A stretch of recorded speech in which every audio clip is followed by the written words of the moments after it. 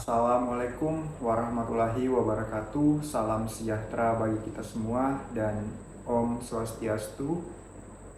Izin perkenalkan, nama saya Iksan Juanda. Saya adalah peserta latihan dasar CPNS Kementerian Hukum dan Hak Asasi Manusia Angkatan 31 dari kelompok 4. Di video kali ini saya akan menceritakan sosok yang menjadi role model dan inspiratif yang tentunya telah menerapkan core value ASN, yaitu berakhlak. Beliau adalah salah satu tokoh nasional Indonesia dan juga salah satu presiden Indonesia. Dia adalah Bapak Baharudin Yusuf Habibie atau kita kenal dengan B.J. Habibie. Bapak Baharudin Yusuf Habibie lahir di Parepare, Sulawesi Selatan pada tanggal 25 Juni tahun 1936. Sebagai seorang ilmuwan dan politikus, ia memainkan peran penting dalam sejarah Indonesia modern, terutama saat menjabat sebagai Presiden ketiga Indonesia dari tahun 1998 hingga tahun 1999. Latar belakang pendidikan Habibie yang kuat dalam bidang teknik yang dimulai di Institut Teknologi Bandung dan dilanjutkan di Jerman memberinya dasar yang kokoh dalam teknologi dan inovasi.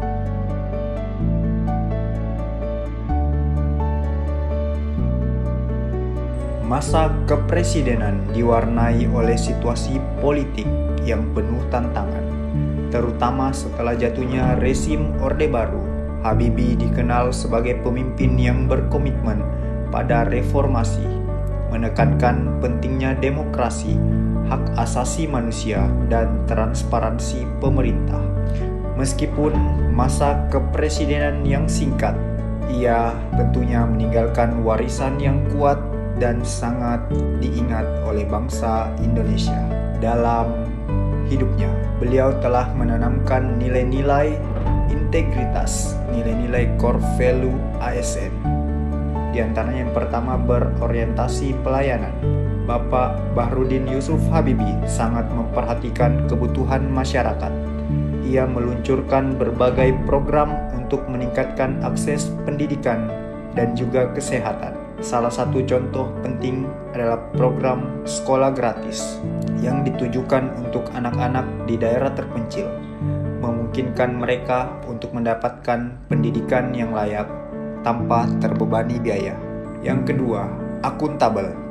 Di dalam masa kepemimpinannya, Bapak Baharudin Yusuf Habibie telah menekankan pentingnya akuntabilitas dalam pemerintah. Ia sering melakukan dialog terbuka dengan masyarakat, menjelaskan kebijakan, dan menerima masukan serta kritik. Ini menciptakan rasa keterlibatan publik yang kuat dan menunjukkan bahwa pemerintah bertanggung jawab atas tindakan dan kebijakan yang telah diambil. Yang ketiga, kompeten. Bapak Baharudin Yusuf Habibie sangat menghargai kompetensi dan keahlian. Ia percaya bahwa inovasi dan kemajuan hanya bisa dicapai melalui penguasaan ilmu pengetahuan dan teknologi.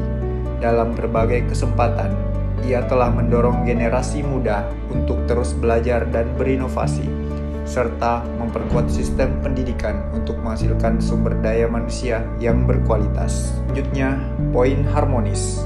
Di tengah ketegangan politik, Bapak B.J. Habibie berusaha menciptakan suasana yang damai. Ia aktif mendorong dialog antar kelompok untuk membangun konsensus dan mengurangi ketegangan sosial. Pendekatan harmonis ini sangat penting dalam menjaga stabilitas negara pasca reformasi. Loyalitas Bapak Baharudin Yusuf Habibie terhadap bangsa dan rakyatnya terlihat jelas dalam setiap kebijakannya. Meskipun menghadapi tantangan besar selama masa jabatannya, ia tetap berkomitmen untuk meningkatkan kesejahteraan rakyat Indonesia. Ia selalu menempatkan kepentingan bangsa di atas kepentingan pribadi atau golongan. adaptif. Kemampuan Bapak Habibie untuk beradaptasi dengan cepat terhadap perubahan situasi sangat mengesankan.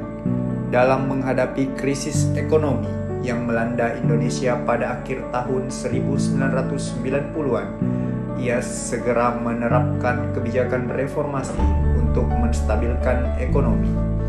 Kebijakan-kebijakan ini menunjukkan kemampuannya dalam menghadapi tantangan dengan cara yang konstruktif. Kolaboratif. Habibie memahami bahwa pembangunan yang berkelanjutan memerlukan kerjasama dari berbagai sektor.